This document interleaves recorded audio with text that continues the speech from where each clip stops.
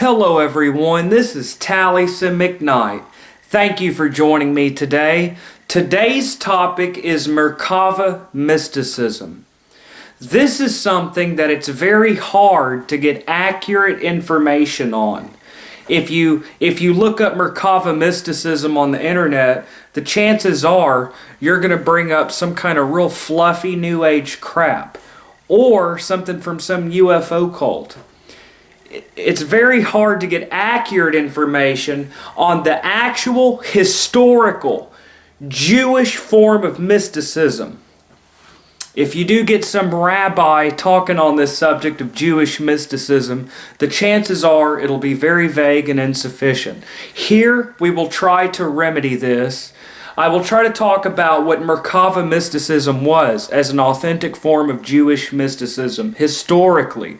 And also, if you look in the description box of this video, I will give sources so that you could look this up for yourself and draw your own conclusion. Merkabah mysticism.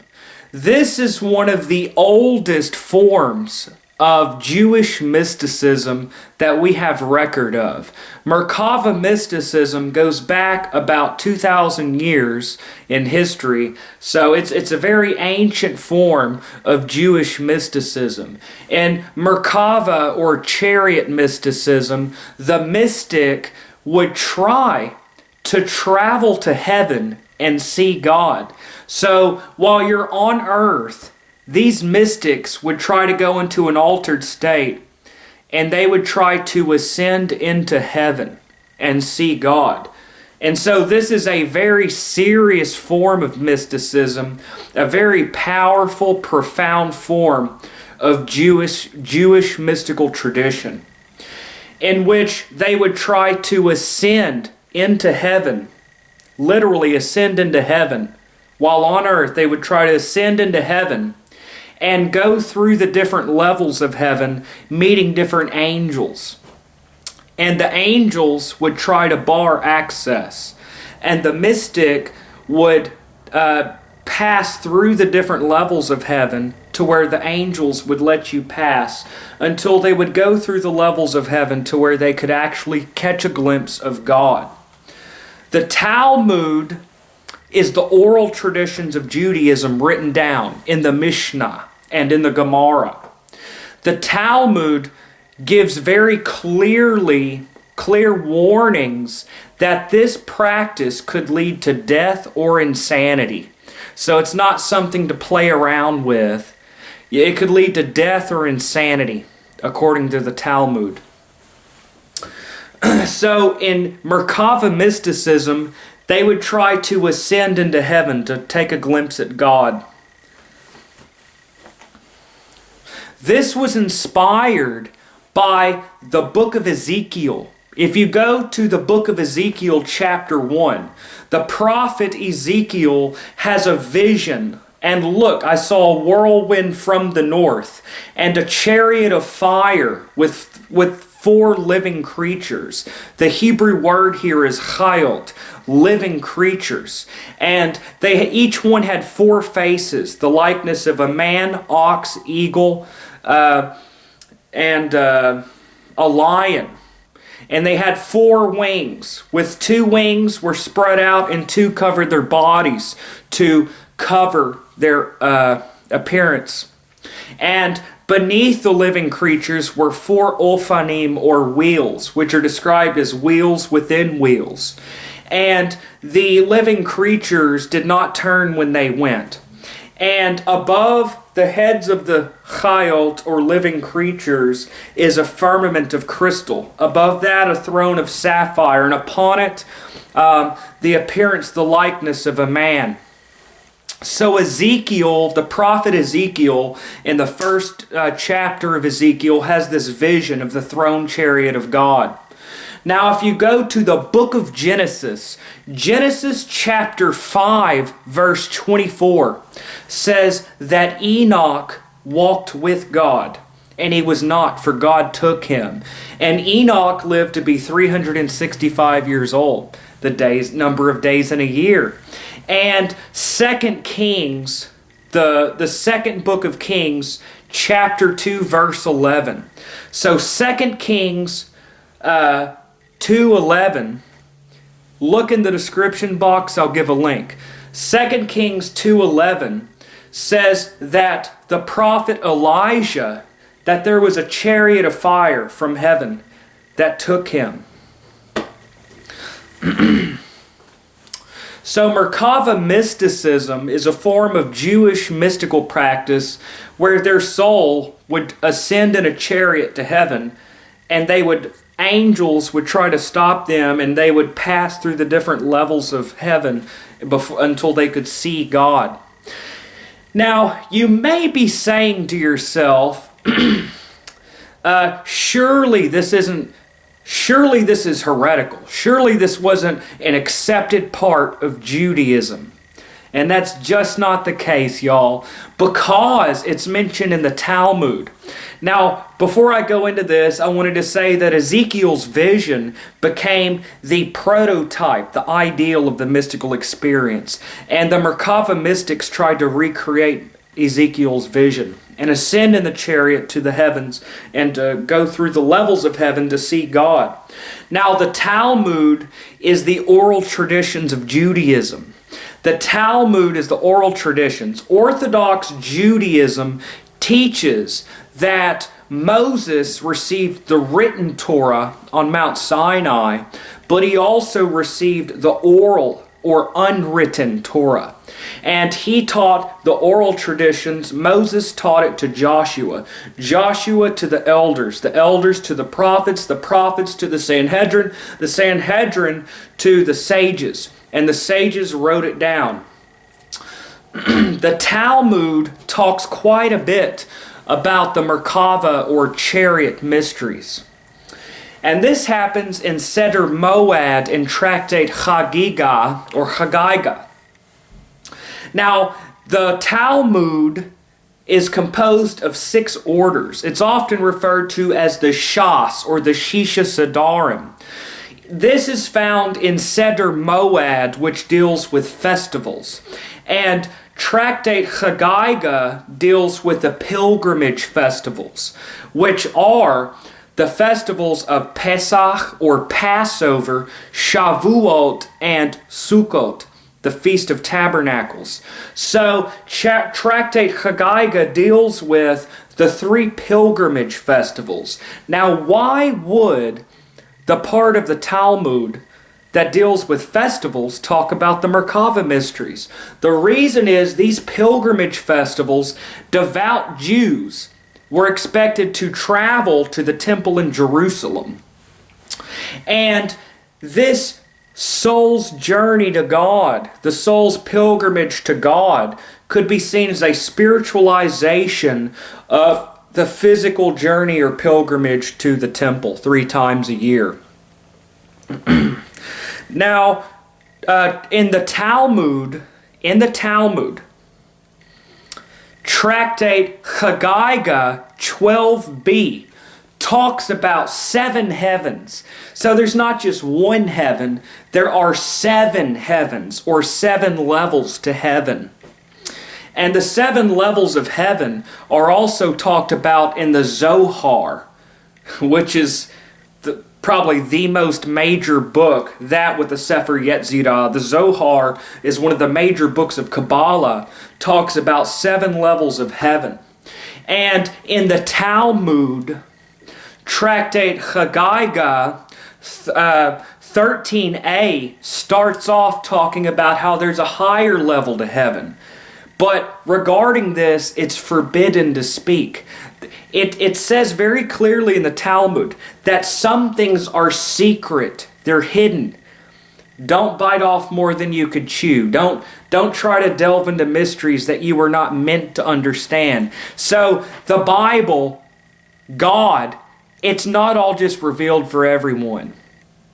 It's not. People like to think, oh, it's plain for everyone to see. Not everyone has the mindset to grasp the deep mysteries. Mysteries that could drive a person insane. That's not meant for everyone. There are many different levels, and not everyone is has the capacity to delve into all the levels of divine reality without going insane. In Tractate HEKHALOT 13a, in the Talmud, tells a story of how Rabbi Eliezer asked his teacher, his master, Rabbi Yochanan ben Zakkai, to initiate him into the mysteries of the chariot of Merkabah. And his teacher, Rabbi Yochanan ben Zakkai, said, no, Rabbi ben Zakkai offered to teach Rabbi Eliezer the mysteries of the chariot of Merkabah mysteries. And Rabbi Eliezer said, don't teach me that. I can't learn that yet. I have not reached the age of maturity. I'm not ready to learn. And when Rabbi Eliezer finally reached the age of maturity to learn these mysteries, his teacher died.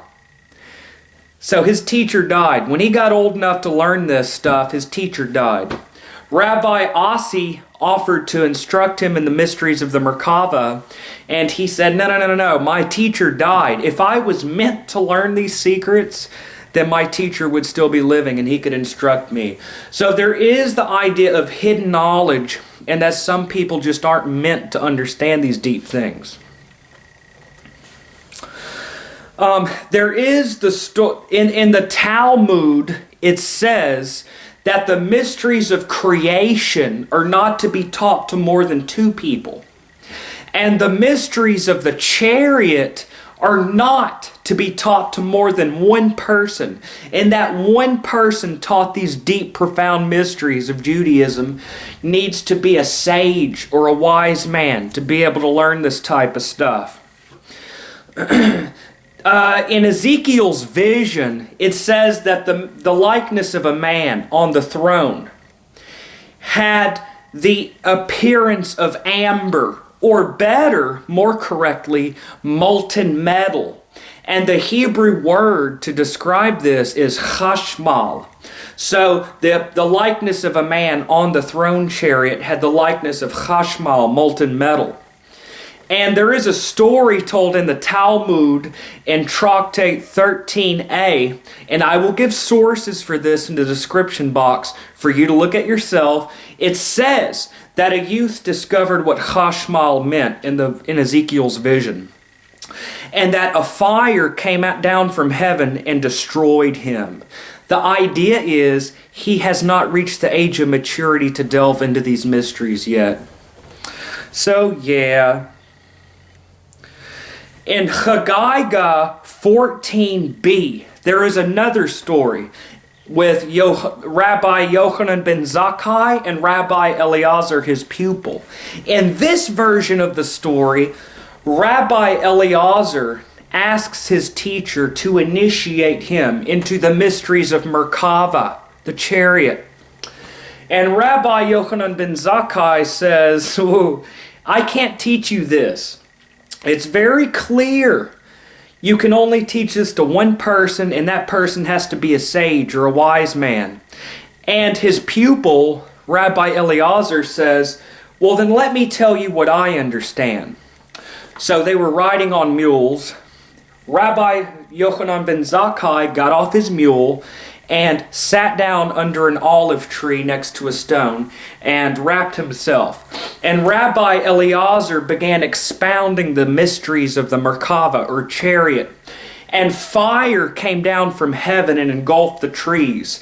And the trees sang forth praises, hymns of praise to God. And an angel spoke from the fire. An angel's voice came from the fire and said, surely these are the mysteries of the Merkabah. And Rabbi Yochanan ben Zakkai kissed his pupil and said, blessed be Abraham, for to have a descendant such as you has discovered these mysteries. And then in the Talmud, it also gives the story that 2 other pupils of Rabbi Yochanan ben Zakkai talk about the mysteries of Merkabah, and that the angels of heaven came to listen, like a human would listen to beautiful music at a wedding. So there's that beautiful imagery. Of course, this is all deeply symbolic and not to be taken literally. And there is another story, one more. There is another story in the Talmud, and this is told in Tractate Chagiga 14b, that 4 rabbis were allowed to enter into paradise. So 4 rabbis were allowed to enter into heaven. And Rabbi Akiva said very clearly that when you enter into paradise, do not say water, water, because you cannot speak falsehood in the presence of God. Now, when the 4 rabbis entered into heaven, one of them looked, when he saw heaven, he died. He died instantly. Another rabbi, Rabbi Zoma, looked and he went mad. He went crazy. And regarding this, Proverbs 25 verse 16 says, in the book of Proverbs, have you found honey? Don't eat more than is sufficient, or you will vomit it. And what that means is, in mysticism, don't bite off more than you could chew, or you can go crazy. So one of the rabbis died. One of them went crazy. He went mad. Another rabbi apostatized. Rabbi Akiva was the only of the 4 rabbis that went in peace, and he left in peace. So there's the clear danger in the Talmud that says that delving into these mysteries, you can go crazy or die.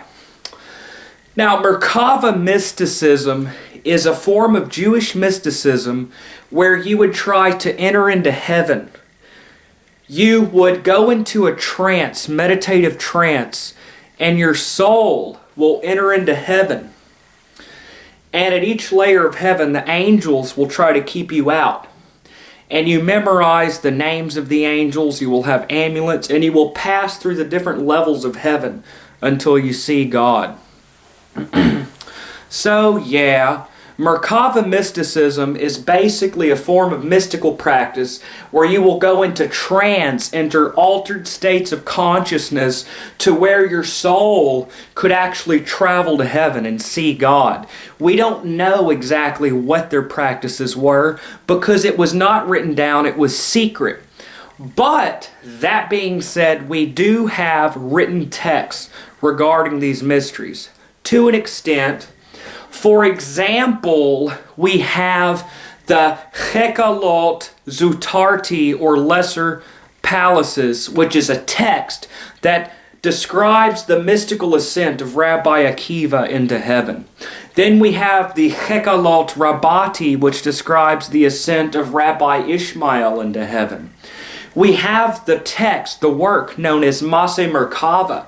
This is an ancient text that describes songs that are sung by chariot riders and heard in heaven, in paradise. We also have a text which is called the Third Book of Enoch. The Third Book of Enoch, also called the Sefer HEKHALOT, or Book of the Palaces, is a text that describes Rabbi Ishmael going into heaven and seeing the archangel Metatron. And it turns out that Metatron was Enoch. That Enoch, when he ascended into heaven, became Metatron, the prince of the angels. So yeah, and the Enochian texts, the first and second Enoch, which are pre-Christian in origin, they predate Christianity. The first and second books of Enoch also describe the different levels of heaven, the angelic hierarchies, and kind of describe heaven.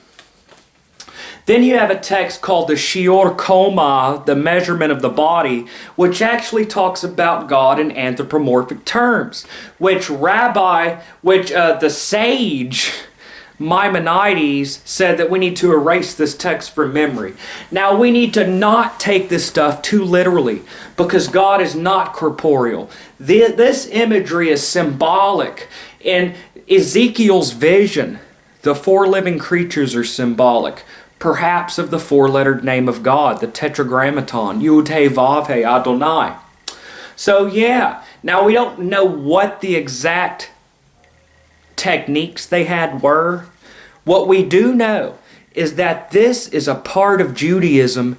It's about 2,000 years old form of mysticism where the Jews tried to ascend to heaven to see God.